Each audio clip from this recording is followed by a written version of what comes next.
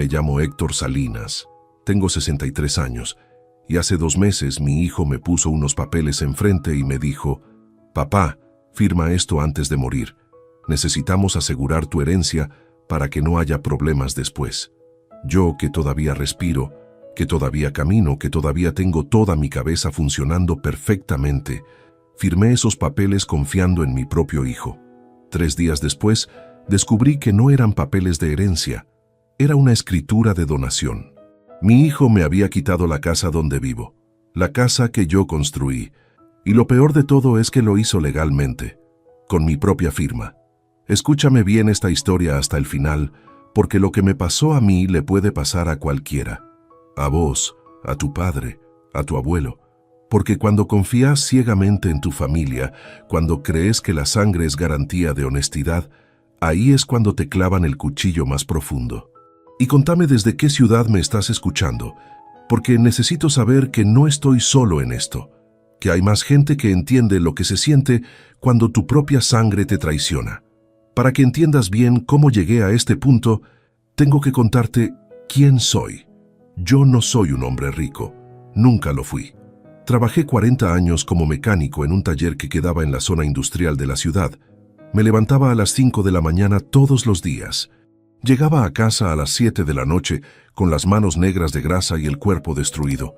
Pero nunca me quejé, porque cada peso que ganaba tenía un propósito: mantener a mi familia, darles una vida digna y, sobre todo, construir esta casa. Esta casa la levanté yo mismo, ladrillo por ladrillo. Los fines de semana, después de trabajar toda la semana, venía acá a este terreno que había comprado en cuotas y ponía ladrillos. Mi esposa Irene me traía mate. Mis 2 hijos, Damián y Nicolás, jugaban en el barro mientras yo mezclaba cemento. Tardé 8 años en terminarla. 8 años de sacrificio, de no comprarme ropa nueva, de no salir a comer afuera, de no tener vacaciones, todo para que mi familia tuviera un techo propio, un lugar que nadie nos pudiera quitar, o eso creía yo, porque resulta que tu propio hijo sí te lo puede quitar, y lo puede hacer con una sonrisa en la cara y palabras de preocupación. Irene murió hace 3 años. Cáncer de páncreas. Fue rápido, demasiado rápido. En 4 meses pasó de estar bien a estar en una cama de hospital sin poder moverse. Yo no me separé de ella ni un segundo. Dormía en una silla al lado de su cama. Le daba de comer, la bañaba, le hablaba aunque los médicos me decían que probablemente ya no me escuchaba, pero yo le hablaba igual. Le contaba sobre nuestros hijos, sobre los nietos, sobre los planes que teníamos para cuando ella se recuperara. Planes que nunca se cumplieron. Cuando Irene murió me quedé solo en esta casa grande, una casa de 4 dormitorios que de repente se sentía vacía. Los primeros meses fueron terribles. No sabía cocinar, no sabía hacer las tareas de la casa. Me la pasaba sentado en el sillón mirando fotos viejas y llorando. Damián, mi hijo mayor, empezó a venir seguido. «Papá, ¿cómo estás? ¿Comiste algo? ¿Necesitas que te ayude con algo?» Al principio pensé que era preocupación genuina. Pensé que mi hijo me estaba cuidando porque me quería. Pero ahora entiendo que estaba evaluando, viendo si yo estaba lo suficientemente débil, lo suficientemente vulnerable, lo suficientemente solo como para hacer lo que tenía planeado. Damián tiene 42 años. Está casado con una mujer que se llama Lorena. Tienen 3 hijos. Viven en una casa que alquilan en un barrio un poco mejor que el mío. Damián trabaja en ventas. Gana bien. No gana una fortuna, pero gana bien. Sin embargo, siempre está corto de plata. Siempre tiene algún gasto inesperado. Que los chicos necesitan útiles. Que el auto se rompió. Que hay que pagar el alquiler. Siempre algo. Y yo, como buen padre, siempre lo ayudaba. Le daba 5,000, 10,000, lo que pudiera. Porque era mi hijo. Porque para eso están los padres. Nicolás, mi hijo menor, es diferente. Tiene 38 años. Es soltero. Vive solo. Trabaja como empleado administrativo en una empresa. Es tranquilo, responsable. Nunca me pide nada. Viene a visitarme una vez por semana. Tomamos mate, charlamos. Me ayuda a arreglar cosas de la casa. Es un buen hijo. O eso pensaba yo de los dos. Porque uno te traiciona con violencia y el otro te traiciona con silencio. Y no sé cuál duele más.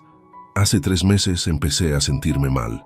Dolor de cabeza constante, mareos, cansancio. Fui al médico y me mandó a hacer estudios. Mientras esperaba los resultados, Damián apareció en mi casa un día con una carpeta llena de papeles. «Papá», me dijo sentándose en el comedor, «necesito hablar con vos de algo importante. Tengo miedo de que si te pasa algo, la casa se complique con la herencia. Ya sabes cómo son estas cosas. El Estado te cobra impuestos enormes. Los trámites son un lío. Puede pasar un año hasta que nosotros podamos acceder a la casa. Y mientras tanto, ¿qué hacemos? La casa se deteriora, se mete gente, hay robos». Lo miraba sin entender bien a dónde iba con todo esto. «¿Y qué propones?», le pregunté. «Que hagas una donación en vida. Me donas la casa a mí y a Nicolás. Así cuando vos faltes nosotros ya somos los dueños. No hay trámites, no hay impuestos. Todo queda resuelto». Me pareció raro. ¿Por qué la urgencia? Yo me sentía mal, sí, pero no estaba al borde de la muerte. Los estudios todavía no habían salido. No había ningún diagnóstico grave. «Papá», me dijo Damián con esa voz suave que usan los estafadores, «no es urgencia. Es prevención, es cuidarte. Es asegurarnos de que tu voluntad se cumpla. Porque si vos te morís sin dejar todo en orden, nosotros vamos a tener problemas. Y vos no querés eso, ¿verdad?». No, claro que no quería eso. No quería que mis hijos tuvieran problemas, pero algo no me cerraba. «¿Y yo qué pasa mientras tanto?», le pregunté. «Si dono la casa, ¿dónde vivo?». Damián se rió como si yo hubiera dicho algo absurdo. «Papá, obvio que seguís viviendo acá. La casa se pone a nuestro nombre, pero vos tenés usufructo vitalicio. Eso significa que podés vivir acá hasta que te mueras. Nadie te va a sacar. Es solo un papel, un trámite, para protegerte, para protegernos a todos. Usufructo vitalicio». Palabras grandes que suenan bien, palabras que te hacen creer que estás protegido, que todo está bajo control, mentiras envueltas en lenguaje legal. «Dame tiempo para pensarlo», le dije. «No hay mucho tiempo, papá. Estos trámites tardan. Y vos no estás bien. ¿Qué pasa si te sale algo grave en los estudios? ¿Qué pasa si no llegamos a tiempo?». Ahí estaba otra vez, la urgencia, la presión, el miedo como herramienta de manipulación, pero yo seguía resistiéndome. «Necesito consultar con un abogado», le dije. Damián frunció el ceño. «¿Para qué, papá?». «Yo ya consulté con un abogado. Estos papeles están perfectos, son seguros. Si vos consultás con otro abogado, te va a cobrar una fortuna por decirte lo mismo». Ahí debí darme cuenta. Debí ver la manipulación. Pero estaba asustado. Estaba esperando los resultados de los estudios. Estaba pensando en mi muerte. ¿En qué pasaría con mis hijos si yo no estaba? Y Damián lo sabía. Sabía exactamente en qué momento atacar. Cuando estás débil, cuando estás asustado, cuando tu mente está en otro lado. 3 días después volví del médico con los resultados. No era nada grave. Presión alta, estrés, nada que no se pudiera controlar con medicación y cuidados. Me sentí aliviado. Llamé a Damián para contarle. «Qué bueno, papá», me dijo, «pero igual deberíamos cerrar el tema de la casa. Así quedamos todos tranquilos». Esa misma tarde apareció con los papeles y con un escribano que él había contratado, que él había pagado, que trabajaba para él, no para mí. «Papá, aprovecha que el escribano está acá. Firma ahora y nos sacamos esto de encima. Mira que me cobró un dineral por venir hasta tu casa». El escribano era un hombre de unos 50 años, serio, formal. Me explicó los papeles con palabras técnicas que yo no entendía del todo. «Esto es una escritura de donación con reserva de usufructo», me dijo. «Usted dona la nuda propiedad a sus hijos, pero mantiene el derecho de uso y habitación de por vida». «¿Y eso qué significa en cristiano?», le pregunté. «Significa que la casa pasa a nombre de sus hijos, pero usted puede seguir viviendo acá hasta que fallezca. Es una práctica común para evitar impuestos sucesorios». Asentí. Sonaba bien, sonaba lógico, sonaba como algo que un buen padre haría por sus hijos. Damián me alcanzó la lapicera. «Dale, papá, firma». Así quedamos todos tranquilos. Firmé. Firmé en 4 lugares diferentes. Firmé sin leer bien. Firmé confiando. El escribano certificó las firmas. Me dio una copia de la escritura. Me dijo que en 30 días estaría inscripta en el registro de la propiedad. Y se fue. Damián me abrazó. Gracias, papá. Hiciste lo correcto. Ahora podés estar tranquilo sabiendo que todo está en orden. Y yo me sentí bien. Me sentí como un buen padre, como alguien que había hecho las cosas bien. ¡Qué idiota fui! Pasaron 2 semanas, todo normal. Damián venía seguido, Nicolás también. Los domingos venían a almorzar con toda la familia. Yo cocinaba asado. Los nietos jugaban en el patio. Todo parecía perfecto. Hasta que un día sonó el timbre. Era una mujer de unos 30 años, muy formal, con un portafolio. Buenos días. ¿El señor Héctor Salinas? Sí, soy yo. Le traigo una notificación de desalojo. Sentí que el piso se movía bajo mis pies. ¿Desalojo? ¿De qué habla? Según el nuevo propietario de esta vivienda, usted ya no tiene derecho a permanecer aquí. Tiene 30 días para desocupar. Leí el papel 3 veces. No podía creer lo que estaba leyendo. Nuevo propietario. Damián Salinas y Nicolás Salinas. Mis hijos. Mis propios hijos me estaban desalojando. Llamé a un número que venía en la notificación. Era un estudio jurídico. Atendió una secretaria. Quiero hablar con el abogado que mandó esta notificación. Un momento, por favor. Me pasó con un hombre de voz grave. Estudio jurídico Peralta. ¿En qué puedo ayudarlo? Soy Héctor Salinas. Me llegó una notificación de desalojo de mi propia casa. Esto tiene que ser un error. No es un error, señor Salinas. Sus hijos nos contrataron para iniciar el proceso de desalojo. Ellos son los propietarios legales de la vivienda. ¿Y el usufructo vitalicio? ¿Qué pasó con eso? El abogado hizo una pausa. Permítame revisar el expediente. Escuché papeles moviéndose. Después volvió a hablar. Señor Salinas, en la escritura que usted firmó hay una cláusula muy específica. El usufructo puede ser revocado por los nuevos propietarios en caso de necesidad patrimonial urgente. Sus hijos invocaron esa cláusula. Por lo tanto, el usufructo quedó sin efecto. ¿Necesidad patrimonial urgente? Mi hijo maneja un auto del año. Vive en una casa con pileta. ¿Qué necesidad tiene? Eso no es algo que yo pueda evaluar, señor Salinas. Mi trabajo es hacer cumplir la ley. Y la ley está del lado de sus hijos. Le recomiendo que busque asesoramiento legal si cree que hubo alguna irregularidad. Pero le adelanto que va a ser difícil revertir esto. La escritura está perfectamente redactada. Colgué el teléfono con las manos temblando.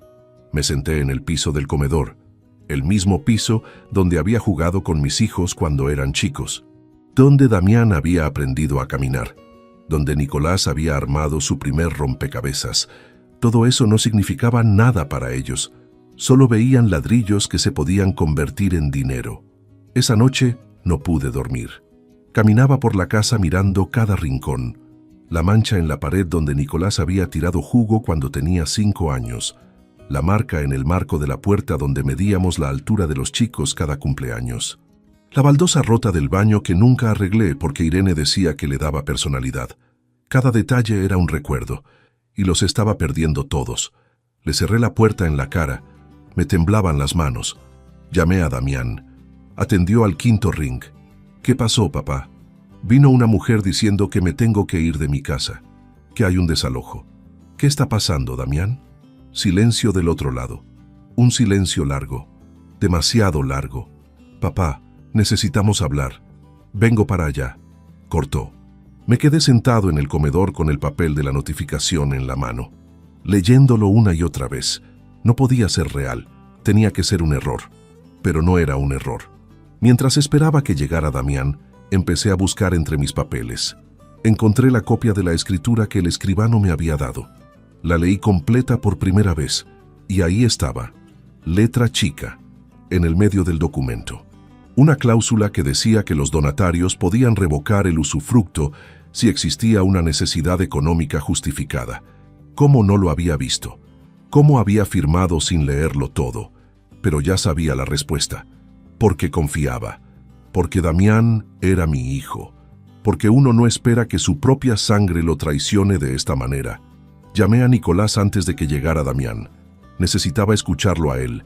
Necesitaba que me dijera que no sabía nada, que esto era solo cosa de Damián. Pero cuando atendió y le pregunté, su silencio me lo dijo todo. Sabía, siempre supo, y no hizo nada para detenerlo. Una hora después llegó Damián. Venía con Lorena, su esposa. Entraron y se sentaron como si nada, como si no acabaran de intentar echarme de mi propia casa. «Explícame qué está pasando», le dije tratando de mantener la calma. Damián respiró hondo. «Papá, la situación es complicada. Nosotros necesitamos vender esta casa». «¿Vender? Vos me dijiste que yo iba a poder vivir acá hasta que me muriera». «Sí, bueno, eso era el plan original, pero las cosas cambiaron. Tenemos una oportunidad de comprar una casa más grande para nosotros, una casa con pileta, con quincho, con lugar para los chicos. Es una inversión. Pero necesitamos la plata de esta casa para el enganche». Lo miraba como si me hablara en otro idioma. «Esta es mi casa, Damián. Yo vivo acá». «Ya no, papá. Esta casa es nuestra. Vos la donaste. ¿Te acordás? Firmaste los papeles. Pero vos me dijiste que yo tenía usufructo vitalicio. ¿Qué pasó con eso?» Damián evitó mi mirada. «Papá, el usufructo se puede revocar en ciertas circunstancias. Nosotros como propietarios tenemos derecho a disponer del inmueble y decidimos venderlo. Pero consultamos con un abogado y él nos dijo que es legal, que podemos hacerlo. Sentí que me faltaba el aire. Me puse de pie.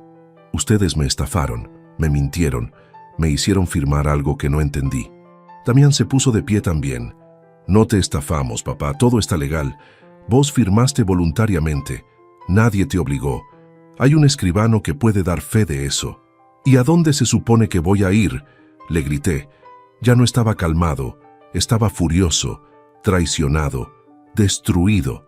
«Mira, papá», me dijo Damián con una frialdad que nunca le había visto, «hay residencias para adultos mayores que están muy bien. Podés irte a una de esas. Con lo que te toca de la venta, podés pagar varios meses». «¿Con lo que me toca de la venta? Esta casa es mía, yo la construí, ya no es tuya, papá, es nuestra, y ya la vendimos». «Bueno, casi. Tenemos un comprador interesado, por eso necesitamos que desocupes rápido». Así cerramos el trato. Se fueron, me dejaron ahí parado en el comedor, solo, confundido, traicionado. Llamé a Nicolás, mi otro hijo, el que supuestamente era diferente, el bueno. «Nicolás, ¿vos sabías de esto?». Silencio. «Nicolás?» «Sabía, papá. Lo siento». «¿Y no me dijiste nada? ¿No me advertiste?». «Damián es mi hermano, no puedo ir en contra de él».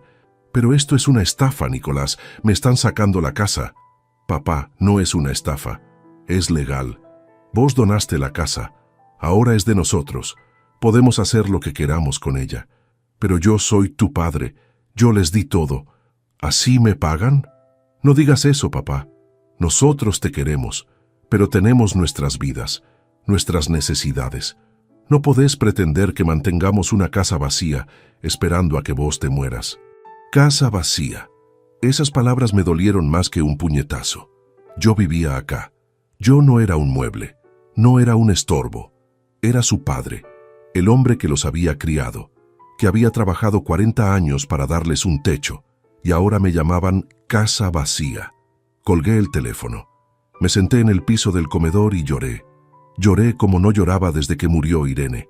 Lloré de impotencia, de traición, de soledad, porque en ese momento entendí que estaba solo, completamente solo, que mis hijos no me querían, que solo me habían visto como un obstáculo entre ellos y el dinero.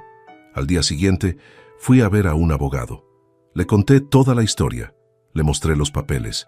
Él los leyó con atención. Después me miró con lástima. «Don Héctor, lamento decirle que legalmente sus hijos tienen razón. Usted firmó una donación de nuda propiedad. Ellos son los dueños. El usufructo vitalicio que usted creía tener no está correctamente especificado en la escritura. Hay una cláusula que permite a los propietarios disponer del inmueble si consideran necesario. Sus hijos la usaron. Entonces no puedo hacer nada». El abogado negó con la cabeza. «Puede intentar demostrar que hubo vicio en el consentimiento, que lo engañaron, Pero va a ser difícil. Hay un escribano que certificó su firma. Usted estaba en pleno uso de sus facultades. Va a ser su palabra contra la de ellos, y ellos tienen la ley de su lado. ¿Y cuánto costaría ese juicio? Unos 150,000 pesos. Y podría durar años. Años que usted probablemente no tiene considerando su edad. Le dije que lo iba a pensar, pero sabía que no tenía 150,000 pesos. Apenas tenía 50,000 ahorrados. Y con eso tenía que vivir. No podía gastarlo todo en un juicio que probablemente iba a perder. Volví a casa. Mi casa que ya no era mía. Me senté en el sillón donde había pasado tantas noches con Irene. Donde habíamos criado a nuestros hijos. Donde habíamos sido felices. Y pensé en todo lo que había perdido. No solo la casa. Había perdido a mis hijos. Había perdido la fe en la familia. Había perdido la ilusión de que el amor de sangre era inquebrantable. Los días pasaron. Los 30 días del desalojo se acercaban. Damián me llamaba seguido. «Papá, ¿ya pensaste a dónde te vas a ir? Tenemos que cerrar la venta». No le respondía. Lo bloqueé del teléfono. Bloqueé también a Nicolás. No quería hablar con ninguno de los dos. No quería ver sus caras. No quería escuchar sus excusas. Un vecino, don Alberto, un señor de 70 años que vivía al lado mío desde hacía décadas, se enteró de lo que estaba pasando. Vino a visitarme. «Héctor, ¿es verdad que tus hijos te están echando?» Le conté todo. Él me escuchó en silencio. Cuando terminé, me dijo algo que cambió mi perspectiva. «Héctor, a vos te enseñaron que la familia es sagrada, que los hijos son lo más importante. Pero nadie te enseñó que a veces la familia es el peor enemigo, que a veces los hijos son los que más te lastiman, porque confías en ellos, y usan esa confianza para destruirte». Tenía razón. Toda mi vida creí que mis hijos me iban a cuidar cuando fuera viejo, que iban a estar ahí para mí como yo estuve para ellos. Pero fue al revés. Ellos me usaron, me vaciaron, y cuando ya no les servía, me tiraron. Don Alberto me ofreció su casa. «Podés quedarte en mi casa el tiempo que necesites. Tengo un cuarto libre. No es gran cosa, pero es tuyo». Le agradecí, pero le dije que necesitaba pensar. No quería ser una carga para nadie. No quería depender de la caridad de un vecino. Ya había dependido de la supuesta bondad de mis hijos, y mirá cómo terminó.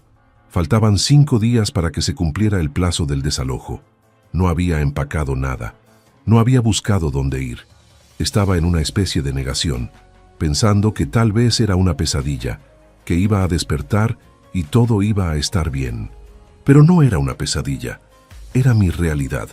Estaba por perder mi casa, la casa que había construido con mis manos, la casa donde había vivido 35 años, la casa donde habían nacido mis recuerdos más preciados, todo por confiar en la persona equivocada, mi propio hijo. Una noche estaba sentado en el patio mirando las estrellas cuando escuché un ruido en la puerta. Era Damián. Había entrado con su llave, la llave que yo le había dado hacía años para emergencias. «Papá, necesitamos hablar. No tengo nada que hablar con vos». «Sí tenés, porque en 3 días viene el oficial de justicia y si no desocupaste, te van a desalojar por la fuerza. ¿Querés que eso pase? ¿Querés que te saquen a rastras de tu propia casa? Que me saquen entonces. Total, ya me la sacaron ustedes de otra manera». Damián se sentó al lado mío. «Mira, papá, yo sé que estás enojado, pero esto es business, es negocios. Nosotros necesitamos esa plata. Tenemos deudas, tenemos proyectos. No podemos esperar a que vos te mueras para heredar. Lo necesitamos ahora. Business, negocios». Hablaba de mi vida como si fuera una transacción comercial, como si yo fuera un obstáculo en sus planes financieros. «Andate, Damián, andate antes de que haga algo de lo que me arrepienta». Se fue, pero antes me dejó un sobre la mesa. Lo abrí. Adentro había 10,000 pesos. Una nota decía: «Para que te ayudes con la mudanza y los primeros meses». 10,000 pesos. Eso es lo que valía yo para mi hijo. 10,000 pesos por 35 años de casa, por 40 años de trabajo, por 63 años de vida. Rompí el sobre, tiré los billetes al piso. No quería su dinero, no quería nada de él. Esa noche tomé una decisión. No me iba a ir. Si querían sacarme, iban a tener que hacerlo por la fuerza. Iba a resistir hasta el final. Iba a hacerles ver a todos lo que estaban haciendo. La injusticia, la crueldad. El día del desalojo llegó. A las 9 de la mañana sonó el timbre. Era el oficial de justicia con 2 policías. Señor Salinas, tengo orden de desalojo. Tiene que abandonar la propiedad. No me voy. Esta es mi casa. Señor, si no desocupa voluntariamente, voy a tener que proceder con el desalojo forzoso. Proceda entonces. Los policías me agarraron de los brazos, me sacaron de la casa. Yo no me resistí físicamente, pero gritaba para que todo el barrio escuchara. Me están robando mi casa, mis hijos me están robando. Los vecinos salieron a ver. Algunos filmaban con sus teléfonos, otros me miraban con lástima. Me dejaron sentado en la vereda, con una bolsa donde había metido algunas mudas de ropa y las fotos de Irene. Eso era todo lo que me quedaba de una vida entera. Una bolsa. Damián llegó media hora después. Venía con un camión de mudanza. Iba a sacar mis cosas, mis muebles, todo. Don Alberto salió de su casa. Héctor no tiene dónde ir. No lo podés dejar en la calle. Damián lo miró con desprecio. Él eligió quedarse hasta el final. Él eligió el camino difícil. Yo le ofrecí ayuda. Ofreciste 10,000 pesos después de robarle la casa. Eso no es ayuda. Es una burla. Métete en tus asuntos, viejo. Esto es un tema de familia. Don Alberto me ayudó a pararme. Venite a mi casa, Héctor. Allá vas a estar mejor que acá viendo esto. Me fui a la casa de don Alberto. Desde su ventana vi cómo el camión se llevaba mis muebles, mi cama, mi mesa, mi sillón, todo. En 4 horas vaciaron 35 años de vida. Y después cerraron la puerta con candado. Mi casa tenía candado, y yo no tenía llave. Don Alberto me preparó mate, me dio una pieza pequeña pero cómoda. Me dijo que me quedara el tiempo que necesitara, pero yo sabía que no podía quedarme para siempre. Don Alberto tenía su propia vida, su propia familia. No podía ser su carga. Pasaron los días. Yo caía en una depresión profunda. No comía, no dormía, no hablaba. Solo miraba la pared, pensando en cómo había llegado a esto. ¿En qué había hecho mal? ¿En por qué mis hijos me odiaban tanto? Don Alberto me insistía en que fuera al médico, que buscara ayuda, pero yo no quería ayuda. Quería despertar de esta pesadilla. Quería que Irene estuviera viva. Ella nunca hubiera permitido que esto pasara. Ella hubiera puesto a los chicos en su lugar. Una tarde don Alberto me dijo algo que me hizo reaccionar. Héctor, tus hijos quieren que te rindas, que te deprimas, que te mueras de tristeza, porque así ellos quedan libres de culpa. Pueden decir que vos eras un viejo amargado, que te moriste solo porque eras insoportable. No les des ese gusto. Lucha, aunque sea para que vean que no te vencieron. Tenía razón, no podía darles el gusto de verme destruido. Tenía que levantarme, tenía que seguir, aunque más no fuera por dignidad. Empecé a buscar trabajo. A los 63 años, nadie quería contratarme. Sos muy viejo, me decían, ya no tenés la fuerza para el trabajo pesado. Pero finalmente conseguí algo.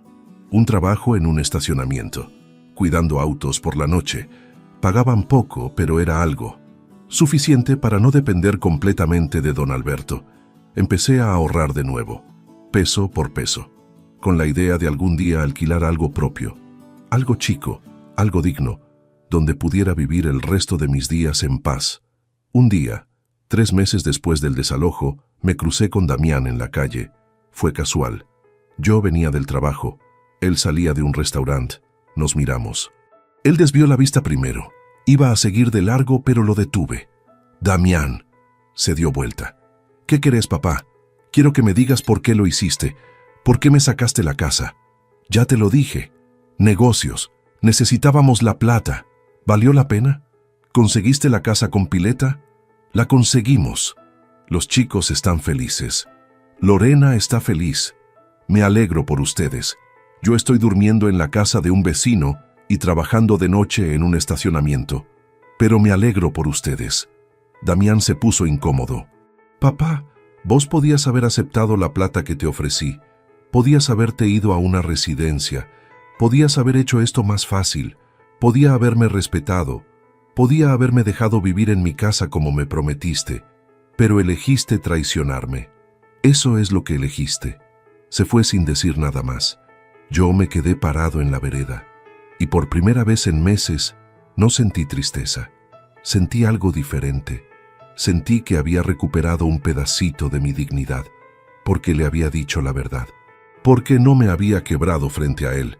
Ahora vivo en un departamento chico que alquilé con mis ahorros, un monoambiente en un barrio humilde. No es mucho, pero es mío. Bueno, alquilado, pero es mi espacio, donde nadie me puede echar, donde puedo cerrar la puerta y sentirme seguro. Sigo trabajando en el estacionamiento. Don Alberto viene a visitarme seguido. Se convirtió en mi familia real, la familia que elegís, no la que te toca.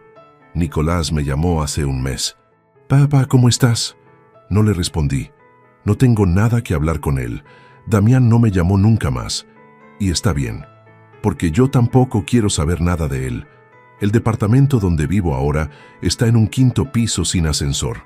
Al principio subir esas escaleras me mataba. Las rodillas me dolían.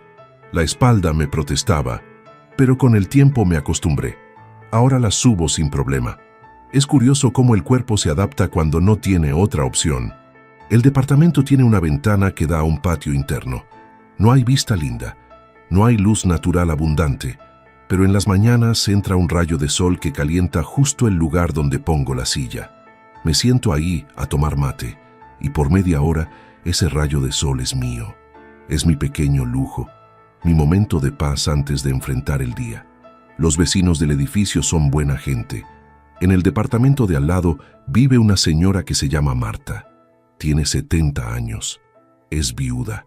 Vive sola con sus gatos. Al principio nos saludábamos apenas. Buenos días, buenas tardes, nada más. Pero un día la escuché llorar. Eran las 3 de la mañana. Yo estaba por salir al trabajo del estacionamiento. Toqué su puerta. «Señora Marta, ¿está bien?»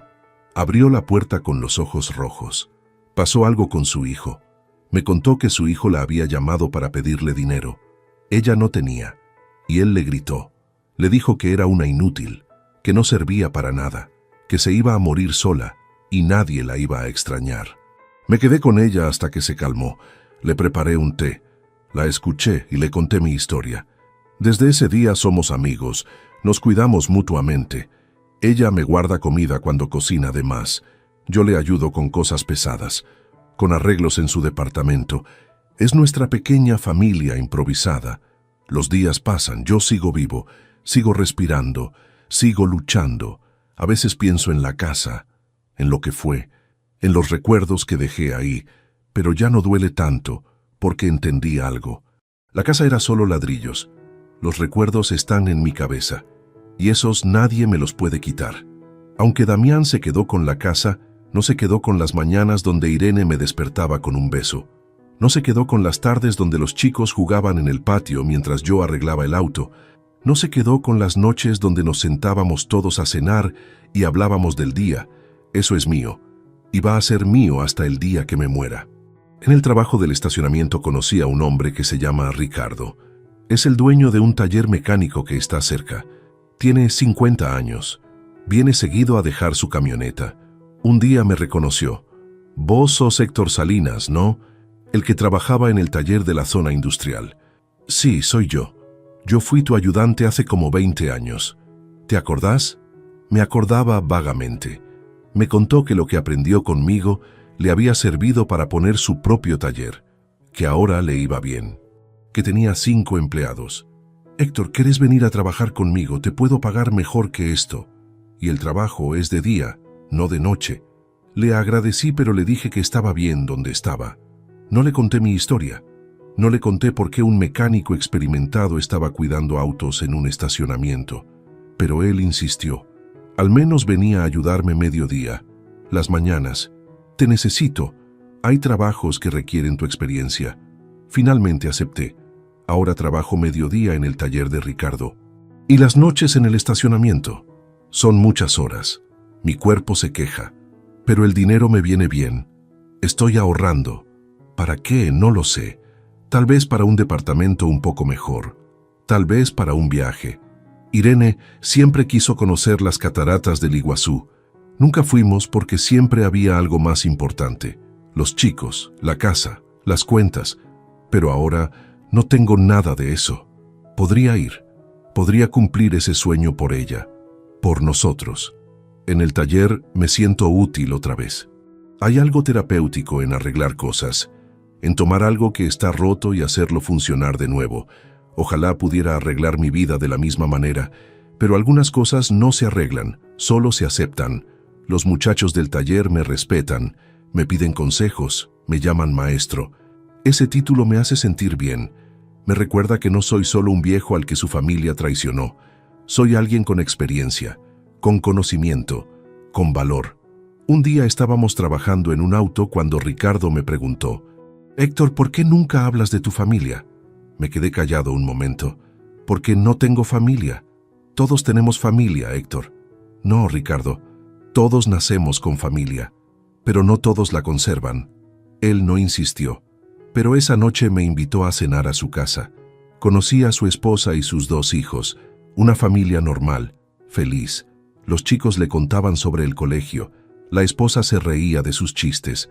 Era la imagen de lo que yo había tenido alguna vez y lo que había perdido. Me dolió ver eso, pero también me alegró ver que todavía existían familias reales, donde la gente se quería de verdad, sin intereses, sin manipulaciones. La esposa de Ricardo, que se llama Sandra, me sirvió postre y me dijo: «Héctor, Ricardo me contó que estás solo. Queremos que sepas que esta casa está abierta para vos, cuando quieras». Me emocioné. «Gracias, Sandra. No sabes lo que significa eso para mí». Empecé a ir seguido a su casa, los domingos especialmente.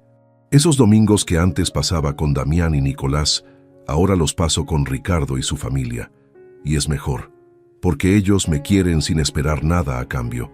No me ven como una fuente de dinero, me ven como una persona, como un amigo, como parte de su familia. Una vez el hijo mayor de Ricardo, que tiene 12 años, me preguntó: «Don Héctor, ¿usted tiene hijos?» Tenía. Ya no. ¿Se murieron? No, pero están muertos para mí. El chico no entendió.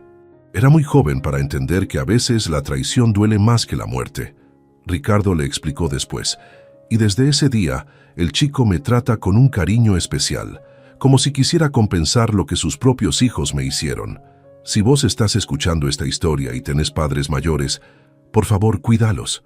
No los uses, no los vacíes, no les mientas, porque el día que se mueran vas a tener que vivir con lo que hiciste.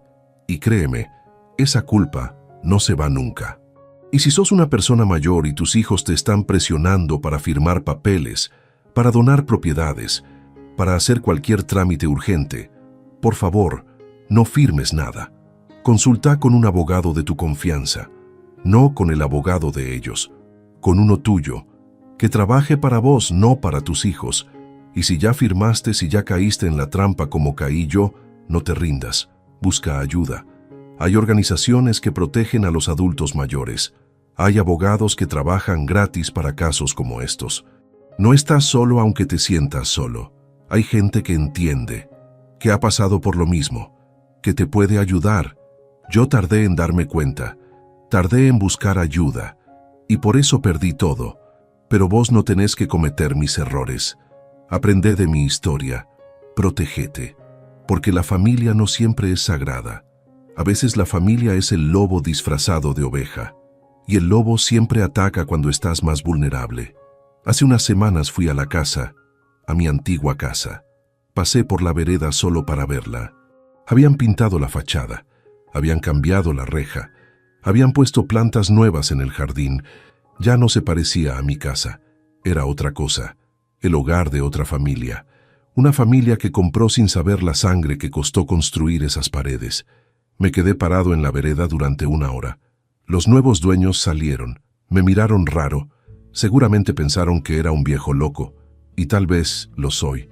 Un viejo loco que perdió todo por confiar en la persona equivocada. Pero también soy un sobreviviente. Porque seguí adelante. Porque no me dejé morir de tristeza. Porque encontré razones para levantarme cada mañana. Don Alberto, mi trabajo, mi pequeño departamento, mi dignidad.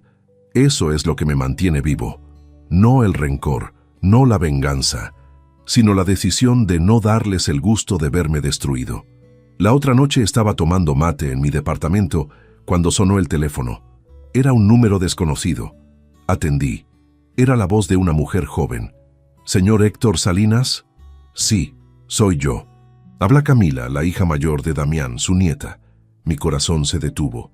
Camila, la última vez que la había visto tenía 15 años, ahora tendría 18. «Abuelo, necesito hablar con vos. ¿Podemos vernos?» «No sé si es buena idea, Camila». «Por favor, abuelo, necesito entender qué pasó. Papá no me cuenta nada. Solo dice que hubo problemas.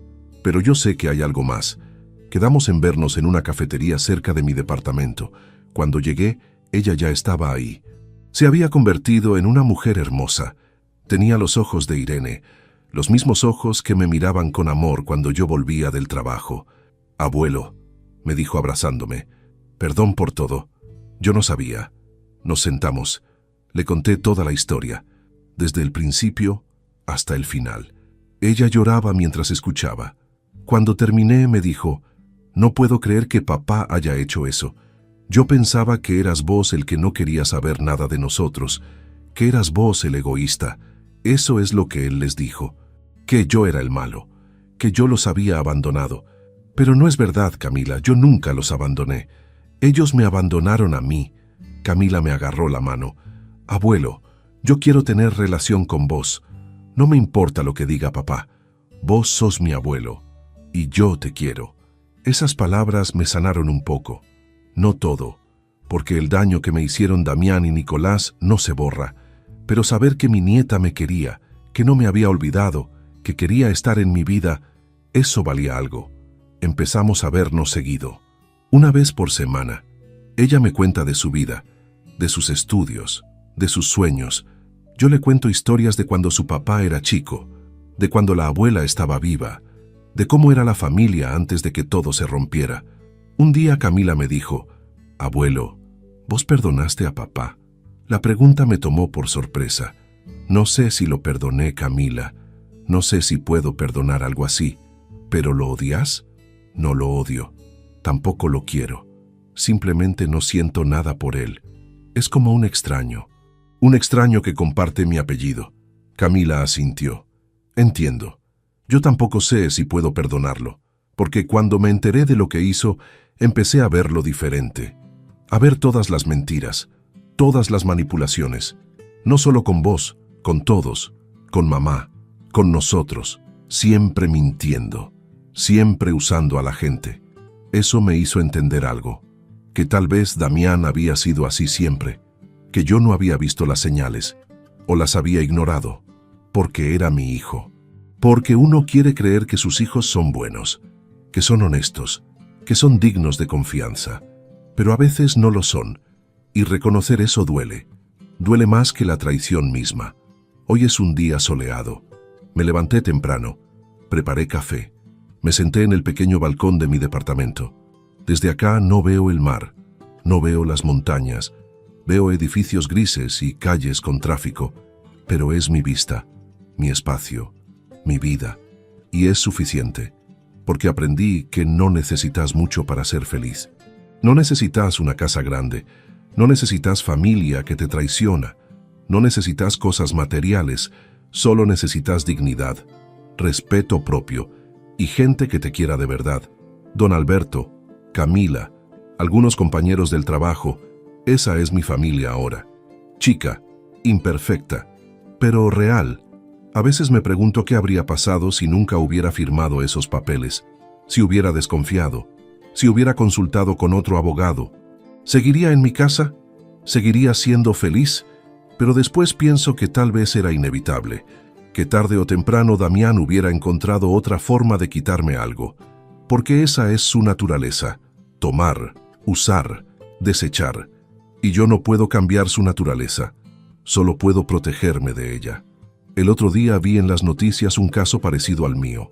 Un hombre de 70 años al que su hija le había sacado la casa con el mismo método. Firma esto, papá. Es para tu bien. Y el viejo firmó. y perdió todo. Y está viviendo en la calle porque no tiene a nadie. La reportera preguntaba, ¿cómo es posible que esto siga pasando? ¿Por qué no hay leyes que protejan a los adultos mayores? Y yo gritaba a la televisión, porque nadie nos escucha, porque somos invisibles, porque la sociedad nos ve como estorbos, como gente que ya vivió y ahora solo está esperando morirse. Pero no es así. Nosotros todavía estamos vivos, todavía sentimos, todavía sufrimos, y merecemos respeto. Decidí hacer algo con mi historia. Empecé a ir a centros comunitarios, a hablar con otros adultos mayores, a contarles lo que me pasó, a advertirles, a enseñarles a detectar las señales. Cuando tu hijo te presiona para firmar algo urgente, cuando te dice que no necesitas abogado, cuando te dice que confíes en él, esas son señales de alarma. Y tenés que estar atento, porque si caes, como caí yo, es muy difícil levantarse. Muchos me escuchan y lloran, porque les pasó lo mismo, o les está pasando, o tienen miedo de que les pase. Y yo les digo, no estén solos, busquen ayuda, hablen con alguien. No firmen nada sin consultarlo con un profesional de confianza, porque la confianza en la familia no es suficiente. La familia también traiciona. Una señora me dijo después de una charla, pero si no podemos confiar en nuestros hijos, ¿en quién podemos confiar?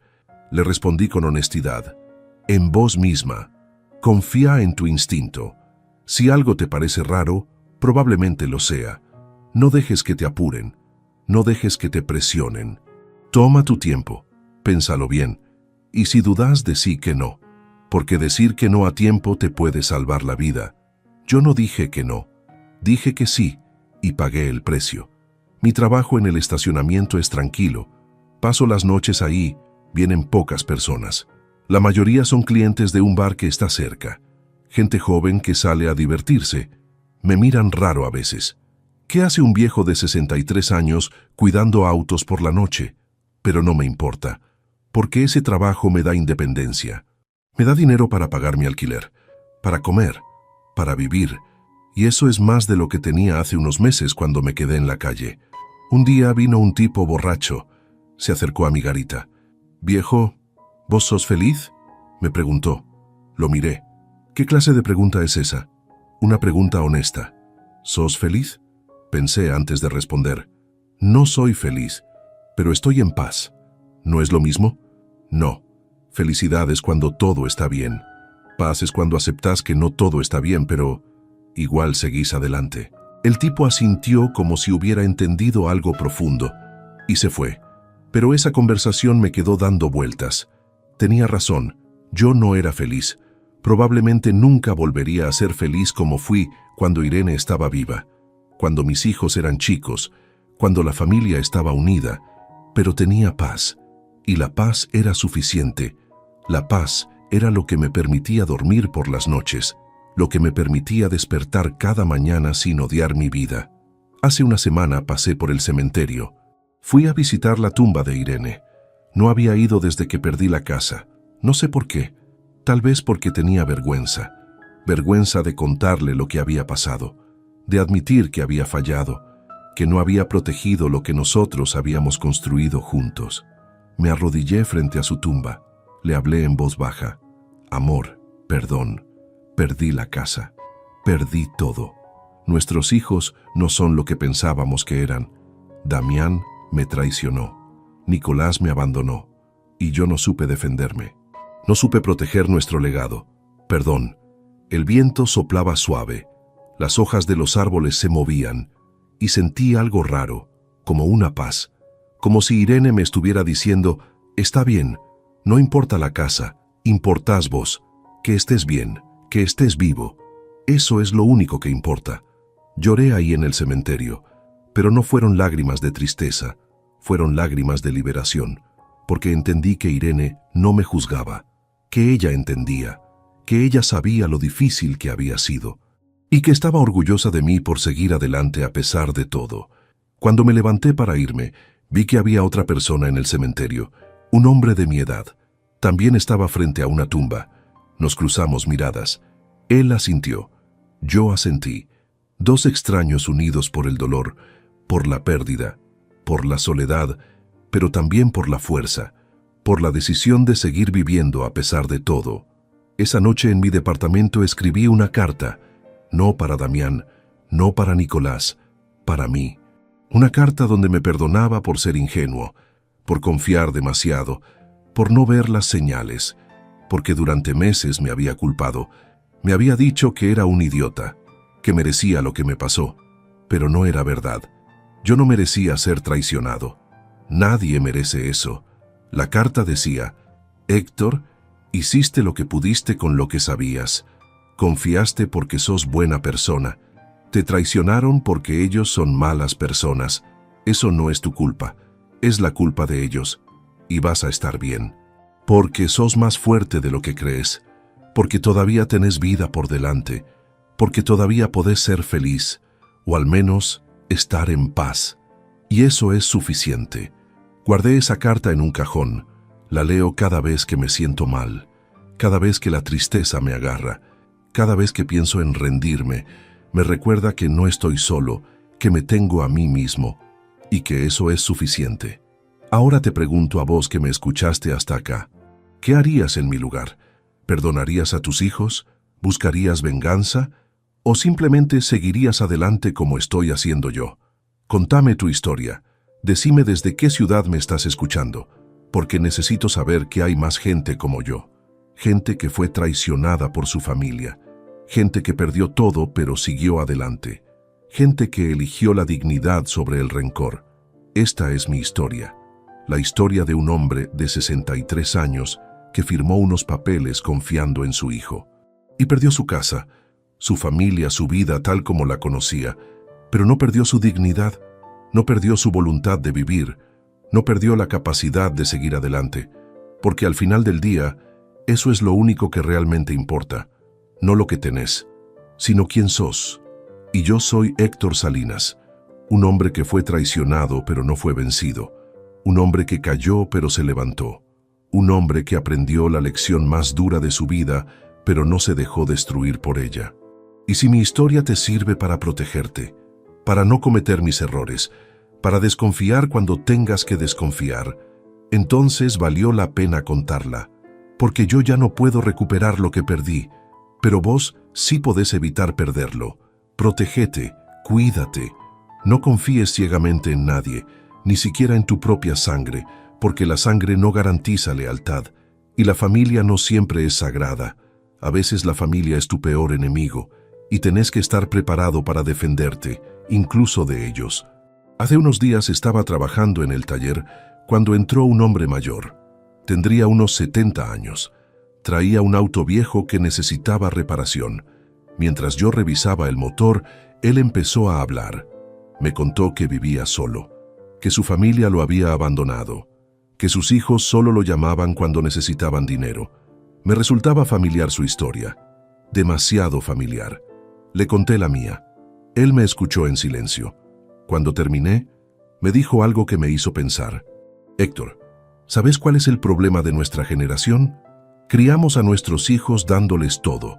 No les enseñamos el valor del esfuerzo. No les enseñamos el sacrificio.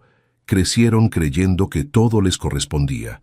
Y cuando no se los dábamos, pensaban que éramos egoístas. Tenía razón. Yo le había dado todo a mis hijos. Casa, comida, educación, amor. Pero nunca les había dicho que no. Nunca les había enseñado que hay cosas que se ganan, que hay límites, que el respeto es fundamental. Y ahora estaba pagando el precio de esa crianza permisiva. El hombre se fue con su auto arreglado, pero sus palabras se quedaron conmigo. Me hicieron reflexionar sobre mi parte de responsabilidad en todo esto. Sí, Damián y Nicolás me traicionaron. Sí, lo que hicieron fue imperdonable, pero yo también contribuí. Yo creé ese monstruo. Y esa es una verdad difícil de aceptar. Esa noche escribí una carta que nunca voy a mandar. Una carta para Damián. Le decía todo lo que nunca le pude decir en persona. Le contaba cómo me sentía, cuánto me dolió su traición, pero también le pedía perdón. Perdón por no haberlo criado mejor, por no haberle enseñado valores, por darle todo sin enseñarle a valorar nada. Escribir esa carta fue catártico. Me sacó un peso de encima, no porque lo perdonara, sino porque me perdoné a mí mismo. Por primera vez acepté que había hecho lo mejor que pude con las herramientas que tenía. No fui un padre perfecto, pero fui un padre que amaba. Y eso tiene que contar para algo. Al día siguiente quemé la carta. La vi consumirse en llamas en un tacho de basura, y con ella se fueron un poco del rencor, un poco del dolor, un poco del peso que había estado cargando durante meses. No todo. Nunca va a irse todo, pero fue suficiente para poder respirar un poco mejor, para poder mirar hacia adelante sin que el pasado me aplastara completamente. Hoy cumplí 64 años. Es el primer cumpleaños sin Irene, sin mis hijos, sin mi casa, pero no lo pasé solo. Ricardo y su familia me hicieron una cena. Don Alberto vino con un regalo. Marta de al lado me hizo un pastel. Camila, mi nieta, apareció con flores. Soplé las velas y pedí un deseo. No pedí recuperar lo que perdí. Pedí paz. Pedí que algún día pueda recordar los buenos momentos sin que duelan tanto. Pedí seguir encontrando razones para levantarme cada mañana. Después de la cena, Camila se quedó conmigo un rato. «Abuelo», me dijo, «¿alguna vez pensás en vengarte?» Le respondí con honestidad, «Todos los días, pero después pienso, ¿qué ganaría? Ya perdí todo. La venganza no me devolvería nada, solo me quitaría lo poco que me queda, mi paz, mi dignidad, mi capacidad de seguir adelante. Y eso no se lo voy a dar. Ya les di suficiente. ¿Y si papá algún día te pide perdón? Si algún día me pide perdón, le voy a decir que lo acepto. Pero eso no significa que voy a olvidar, ni que voy a volver a confiar en él. Algunas cosas se rompen y ya no se pegan. La confianza es una de esas cosas. Camila me abrazó. «Yo te voy a cuidar, abuelo. Cuando seas más viejo, cuando necesites ayuda, yo voy a estar». Le dije que no hacía falta, que yo estaba bien solo, pero en el fondo sus palabras me reconfortaron. Saber que al menos una persona de mi sangre me quería de verdad, sin intereses, sin manipulaciones. Eso valía algo. Esta noche, después de que todos se fueron, me quedé sentado en mi pequeño balcón mirando la ciudad, las luces de los edificios, los autos que pasan, la gente que vive sus vidas sin saber nada de mí, y me sentí insignificante, pero también libre, porque nadie me conoce acá, nadie sabe mi historia. Puedo ser quien quiera ser, no el papá que fue traicionado, no el viejo que perdió su casa, solo Héctor, un hombre más tratando de sobrevivir en esta ciudad enorme. Y eso está bien, porque a veces empezar de cero es la única forma de seguir adelante. El otro día encontré una foto vieja en una caja que había salvado del desalojo. Era de cuando Damián tenía 6 años. Estábamos en el patio de la casa. Yo le estaba enseñando a andar en bicicleta. Él me miraba con admiración, como si yo fuera su héroe. Y en ese momento lo era. ¿En qué momento dejé de serlo? ¿En qué momento empecé a ser solo un obstáculo entre él y el dinero? La foto me hizo llorar, pero también me hizo sonreír. Porque aunque ese momento se fue, aunque ese nene ya no existe, aunque ese padre y ese hijo se perdieron en el camino, ese momento fue real y nadie me lo puede quitar.